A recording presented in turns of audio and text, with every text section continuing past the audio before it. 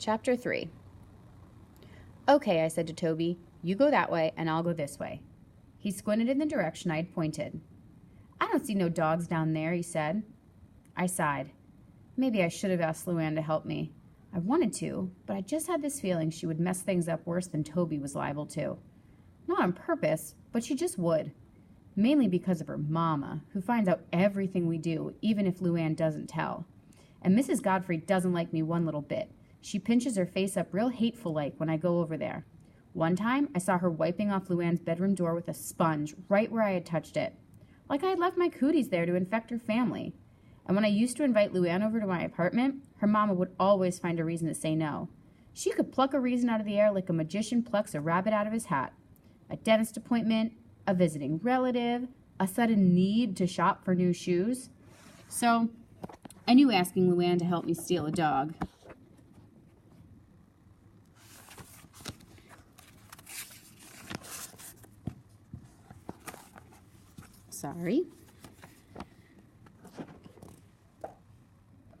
So I knew asking Luann to help me steal a dog would probably be a bad idea.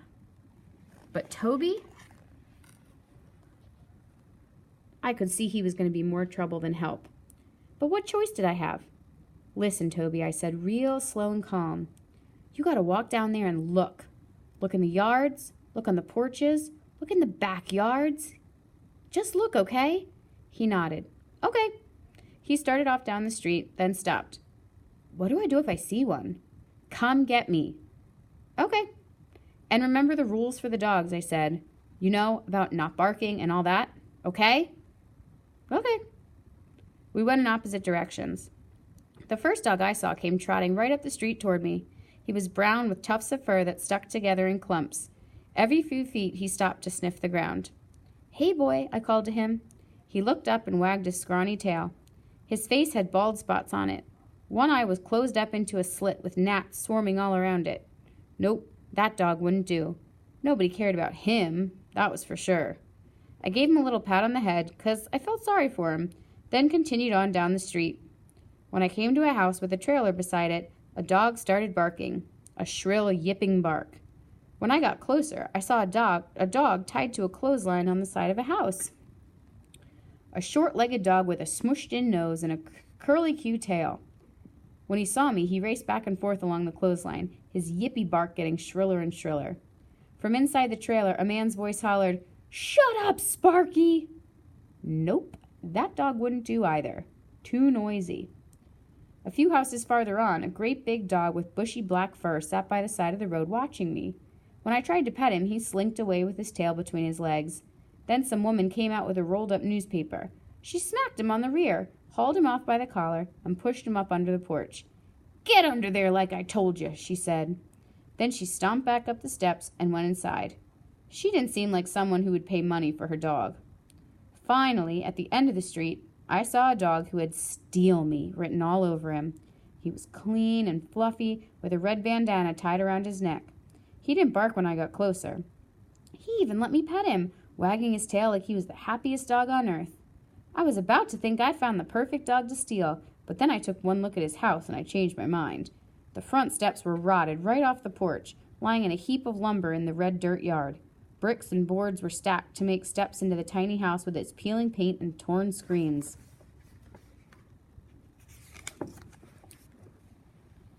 A plastic window box come loose on one side, spilling dirt and dried-up brown flowers into the bushes. A rusty old car sat on cinder blocks in the gravel driveway.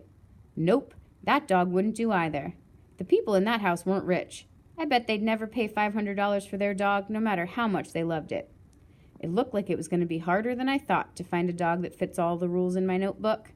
I crossed over to the corner and waited for Toby. When I saw him skipping up the road toward me, I called out, "Any luck?" I only saw one, and he growled at me. "Only one? Are you sure?" "I saw some cats." "No, cats won't do." "How come?" "They just won't," I said. "Let's try one more street. Then we got to get back to the car before Mama gets off work." I hurried over to the next block. Toby kept stopping to pick stuff up along the side of the road. Rocks and acorns and wrappers and things. I had to go back and yank him a couple of times. When we got to the corner, I looked up at the street sign. Whitmore Road.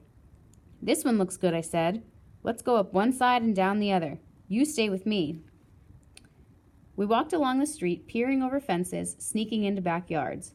No luck. Suddenly, Toby pointed. "Look at that house," he said. Just ahead of us was a huge brick house set back off the street a ways.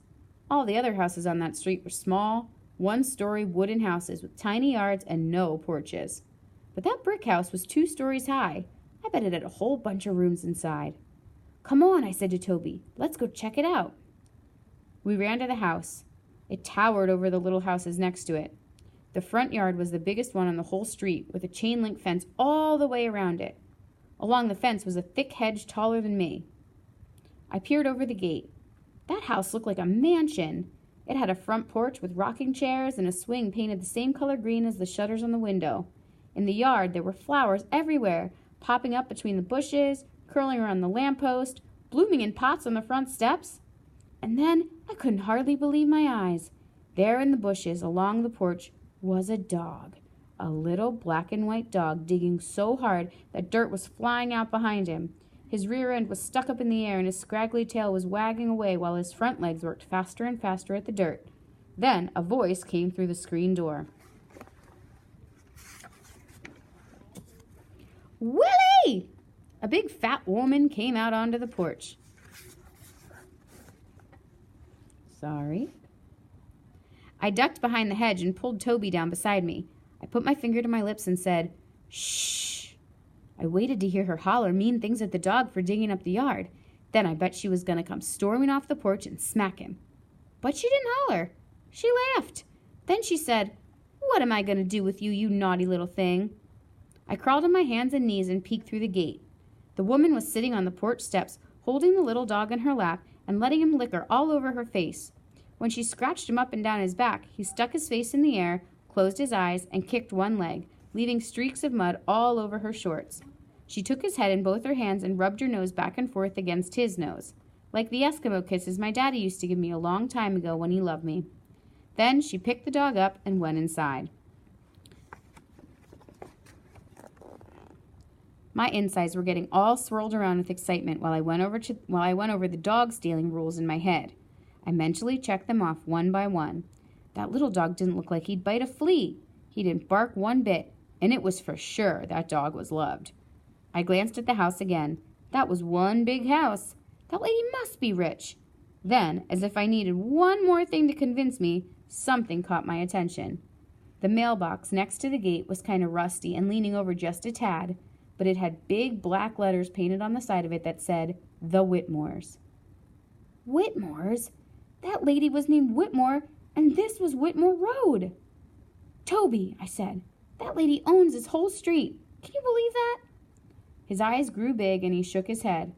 I grinned and gave him a thumbs up. "Toby," I said, "I think we just found us a dog." All right, so that's chapter 3. Now, I want you to look specifically on page 24, the top of page 24, for a signpost, specifically in this paragraph right here. So I waited for her to holler mean things. So look for a signpost there, and then look for a signpost here where she's saying big black letters painted on the side of it that said "The Whitmores." Whitmores? That lady was named Whitmore, and this was Whitmore Road. So that's another signpost. So for chapter 3, I want you to look at these 2 places for your 2 signposts. Okay? All right.